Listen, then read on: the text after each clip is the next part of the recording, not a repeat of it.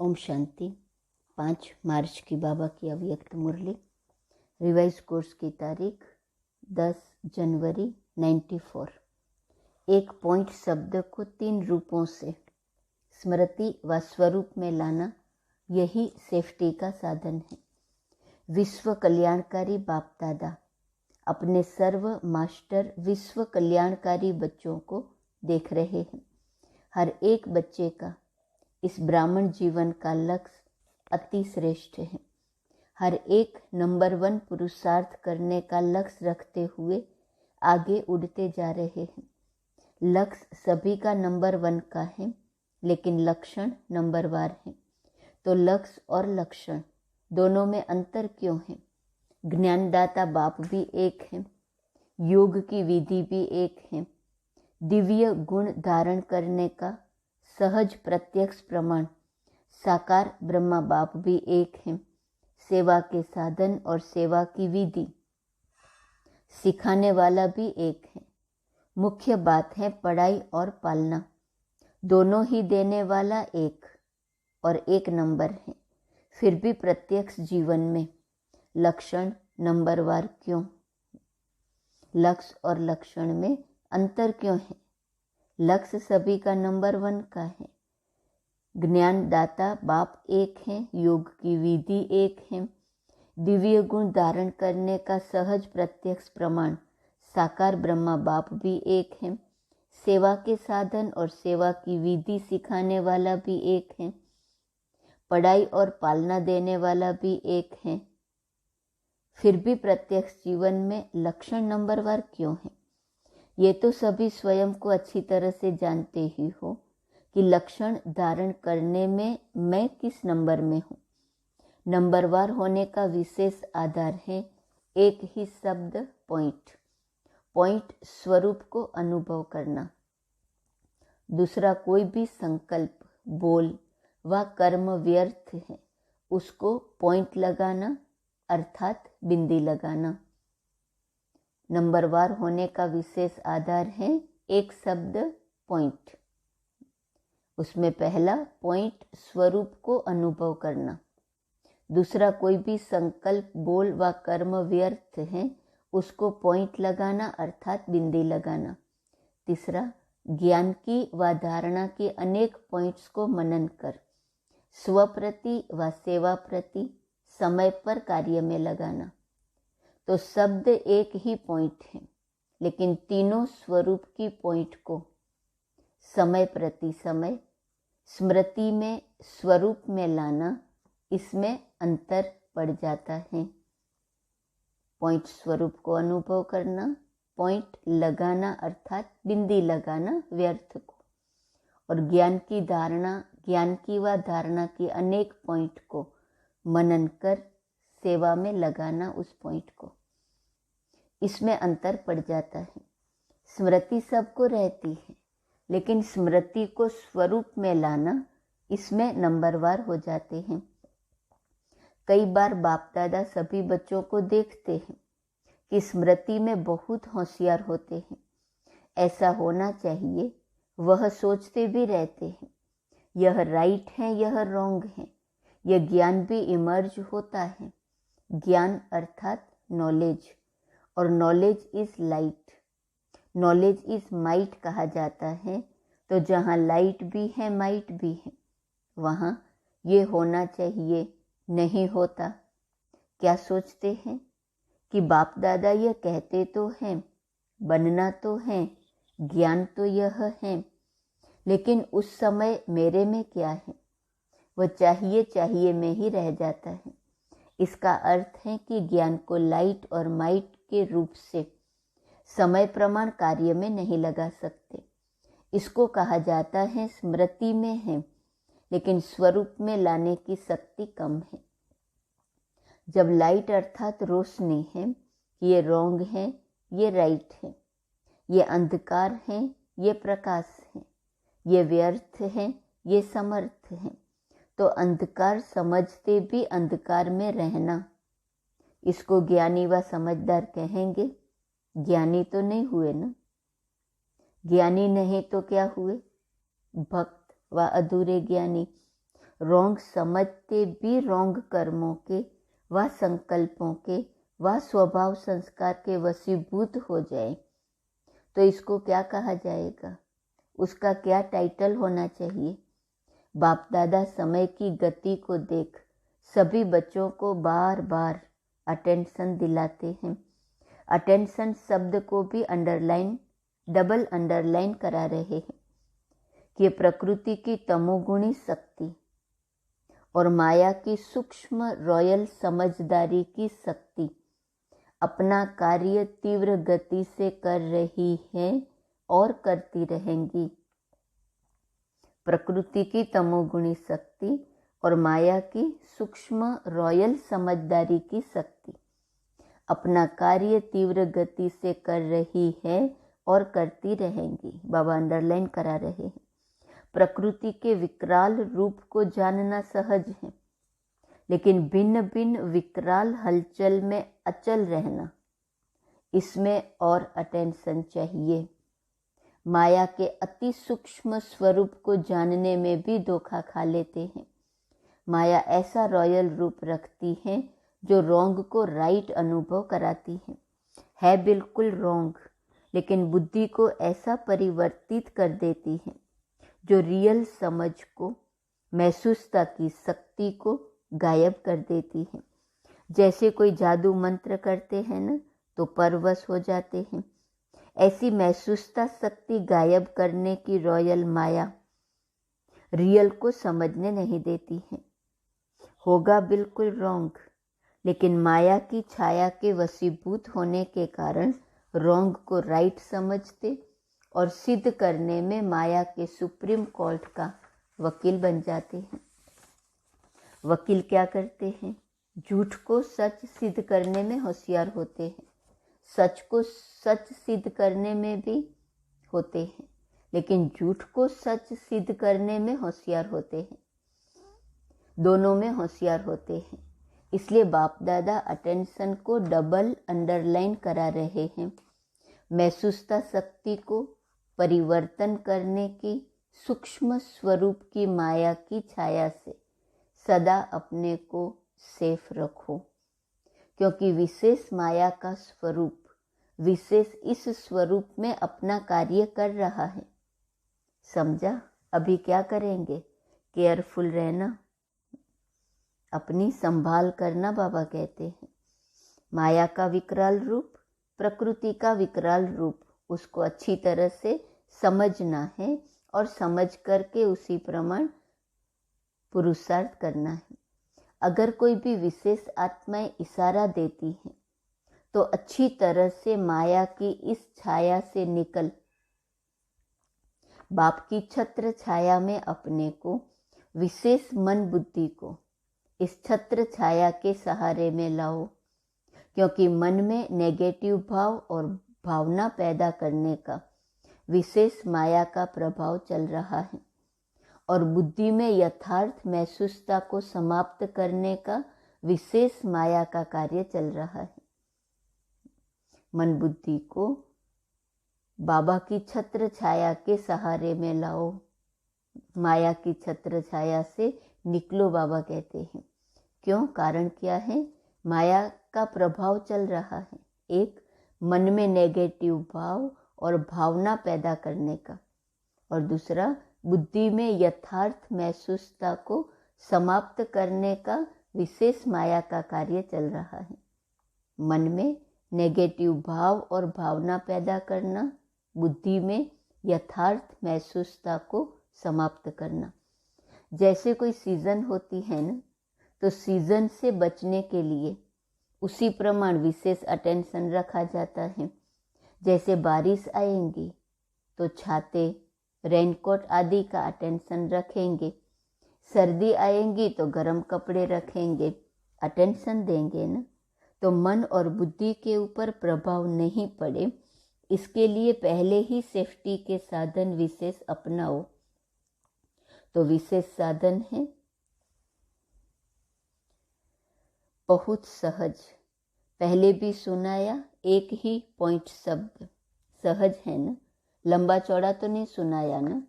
कहते रहते हैं हाँ मैं आत्मा बिंदु हूँ, ज्योति रूप हूँ, लेकिन उसमें टिकते नहीं हैं। लगाना चाहते हैं पॉइंट, लेकिन लग जाता है क्वेश्चन मार्क और आश्चर्य की निशानी। पॉइंट लगाना सहज है या आश्चर्य की निशानी व क्वेश्चन मार्क की निशानी? क्या सहज है? बिंदी लगाना सहज है ना? फिर क्वेश्चन और आश्चर्य में क्यों चले जाते हैं? इस विधि को अपनाओ, पॉइंट लगाने की विधि को अपनाओ। सीजन है झूठ सच सिद्ध होने का, और झूठ सत्य से भी स्पष्ट और आकर्षण वाला होगा।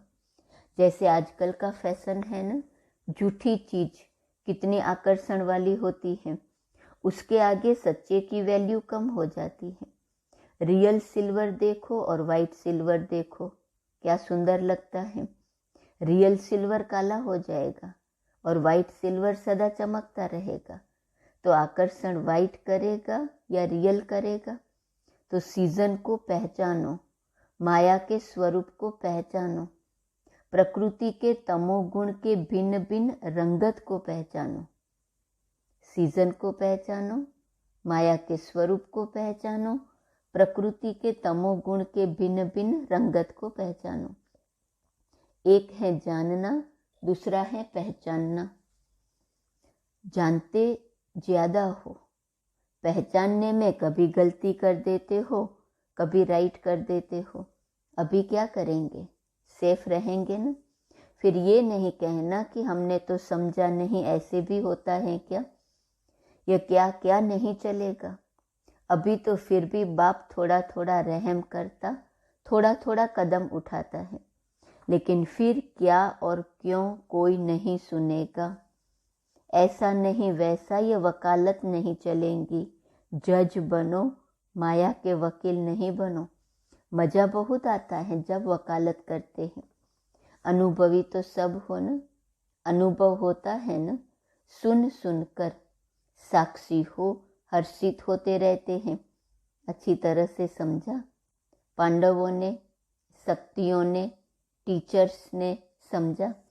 सभी हाँ हाँ तो कर रहे हैं, फोटो निकल रहा है हाँ का।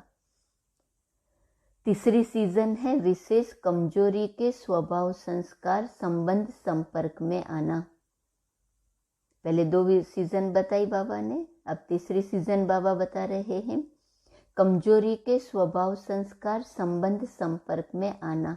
इसका विस्तार भी बहुत बड़ा है, वो आज नहीं सुनाएंगे। कई बच्चे कहते हैं क्या करें, पहले तो था ही नहीं, अभी पता नहीं क्या हो गया है।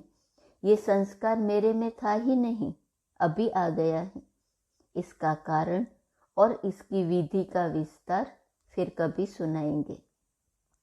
अच्छा, चारों ओर के बाप दादा के महावाक्य सुनने और धारण करने वाले चात्रक बच्चों को, सर्व सब्जेक्ट को स्मृति के साथ स्वरूप में लाने वाले समीप आत्माओं को, सदा ज्ञान के हर बात को लाइट और माइट के स्वरूप से कार्य में लगाने वाले श्रेष्ठ आत्माओं को, सदा लक्ष्य और लक्षण समान करने वाले बाप के ज्ञानी तु आत्मा बच्चों को, सदा बाप की छत्र छाया में रहने वाले, माया की छाया से सेफ रहने वाले, जानना और पहचानना दोनों की विशेषता को जीवन में लाने वाले ऐसे विशेष आत्माओं को बाप दादा का याद, प्यार और नमस्ते।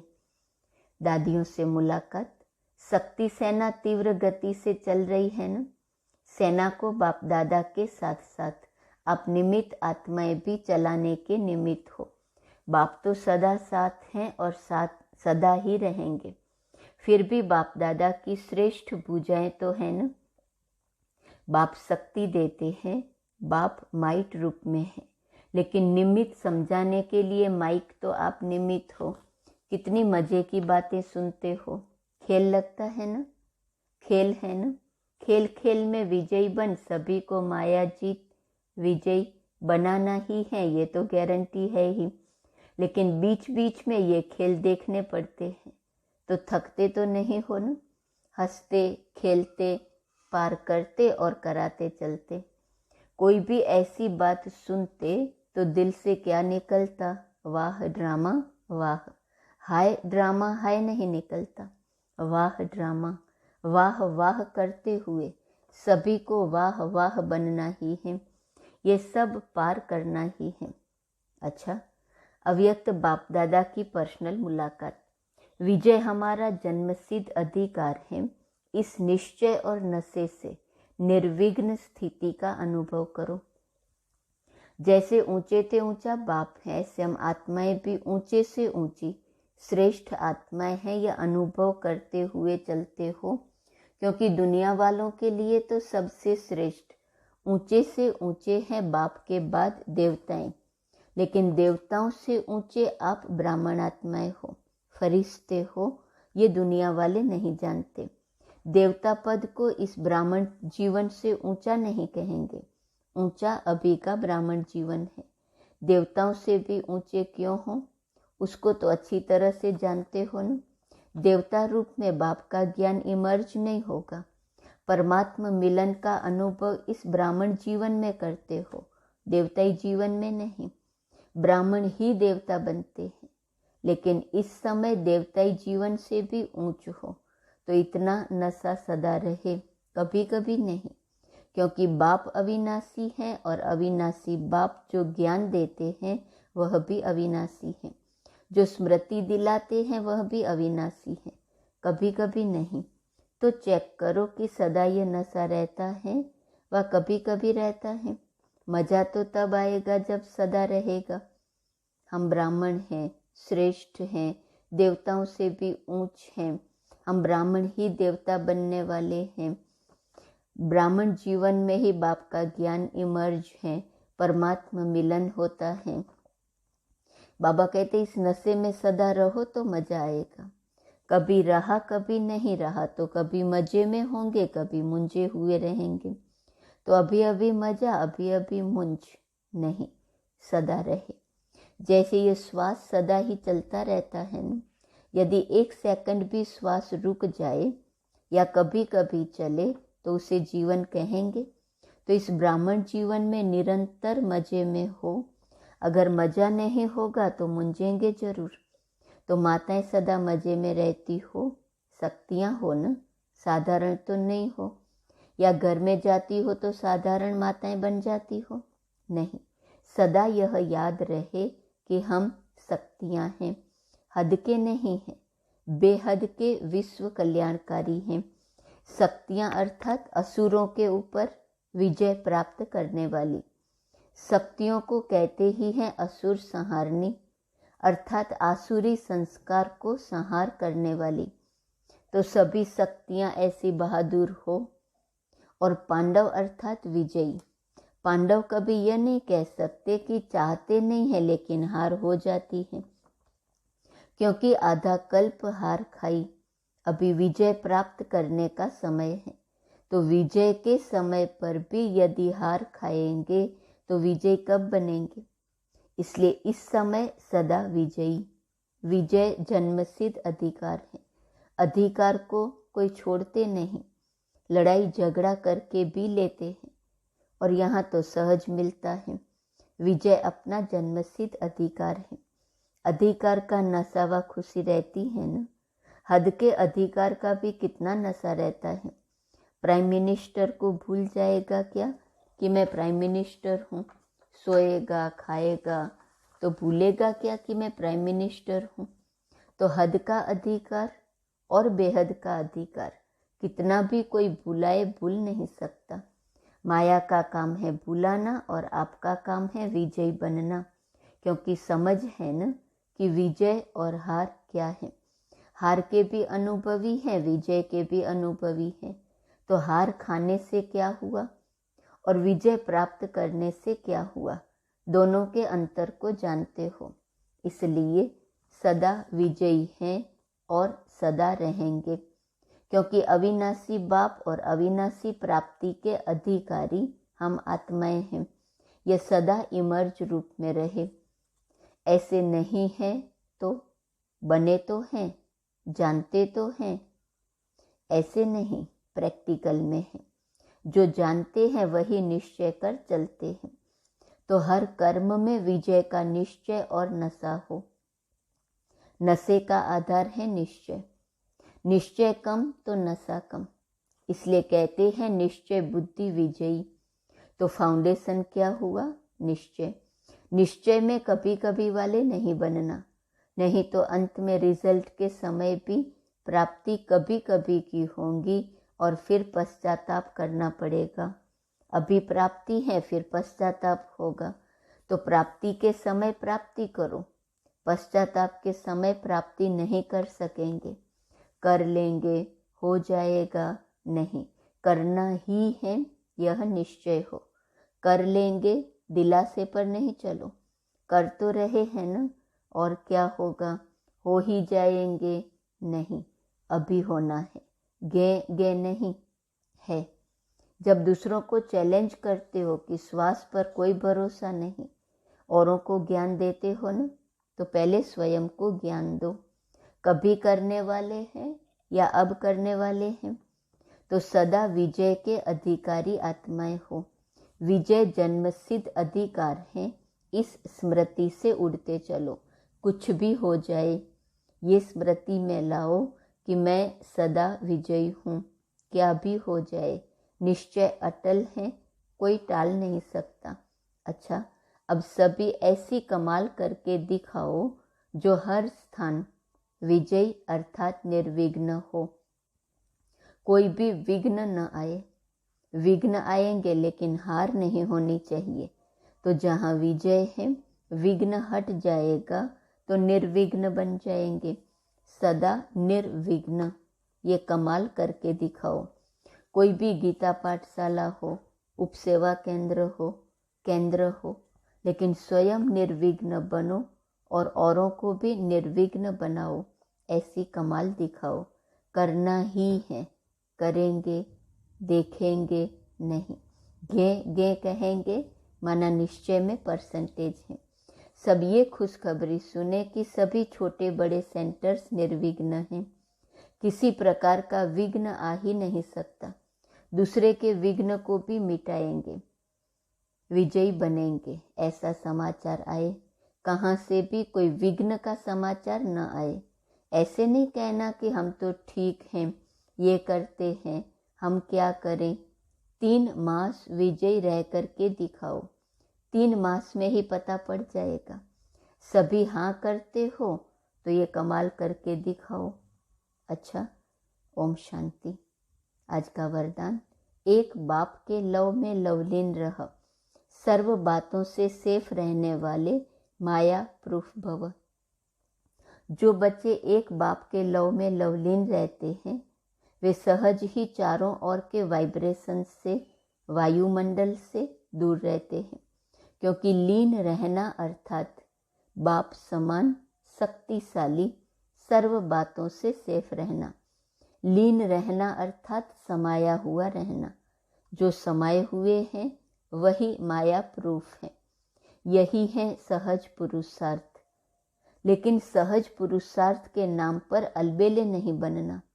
अलबेले पुरुषार्थी का मन अंदर से खाता है और बाहर से वह अपनी महिमा के गीत गाता है। स्लोगन, पूर्वजपन की पोजीशन पर स्थित रहो तो माया और प्रकृति के बंधनों से मुक्त हो जाएंगे। पूर्वजपन की स्मृति में रहो, पूर्वजपन की पोजीशन पर स्थित रहो तो माया और प्रकृति के बंधनों से मुक्त हो जाएंगे। आज का स्वमान है, मैं चेकर सो मेकर हूँ। अव्यक्त इशारे की पॉइंट है 5 मार्च। यह संगम युग जमा करने का युग है, इसलिए अपने जमा के खाते चेक करो। चेकर भी बनो और मेकर भी बनो, क्योंकि समय की समीपता के नज़ारे देख रहे हो और सभी का वायदा है कि हम समान बनेंगे। तो ब्रह्मा बाप के समान बनने के लिए जमा का खाता भरपूर चाहिए। अभी समय की बचत, संकल्पों की बचत, शक्ति के बचत की योजना बनाकर बिंदु रूप की स्थिति को बढ़ाओ। ओम शांति। ओम शांति।